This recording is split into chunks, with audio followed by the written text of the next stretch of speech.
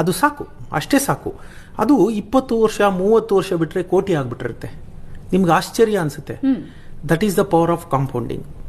ಚಕ್ರಬಡ್ಡಿಯ ರಹಸ್ಯ ಏನಿದೆ, ನಾವು ಸಾಲ ಮಾಡಿ ಮಾತ್ರ ಚಕ್ರಬಡ್ಡಿ, ಬಡ್ಡಿ ಮೇಲೆ ಬಡ್ಡಿನ ಚಕ್ರಬಡ್ಡಿ ಅಂತಾರೆ. ಅದು ಕಟ್ಟಿ ಕಟ್ಟಿ ಕಟ್ಟಿ ಇವತ್ತು ನೀವು ರೈತರ ಸಾಲ, ಇವರು ಆತ್ಮಹತ್ಯೆ ಅಂತ ನೋಡ್ಬೋದು.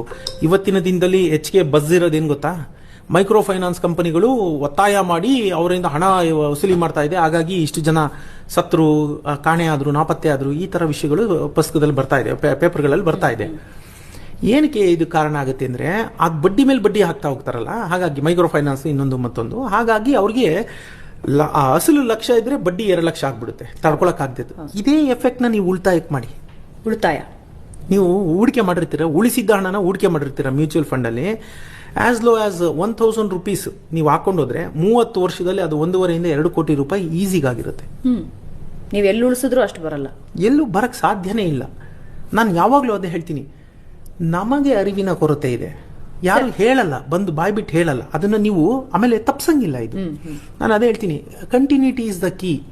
ನಾನು ಅಗ್ಸ ಹೊಸದ್ರಲ್ಲಿ ಎತ್ತೋಗದ ಅನ್ನಂಗೆ 4 ದಿನ ಮಾಡಿ ಬಿಡುವಂಥದ್ದಲ್ಲ ಮೇಡಮ್. ಇದು ನಿಮ್ಮ ಜೀವನ ಶೈಲಿ ಆಗಬೇಕು. ಇದಕ್ಕೊಂದು ಸರಳ ಮಂತ್ರ ಇದೆ ನನ್ನ ಹತ್ರ.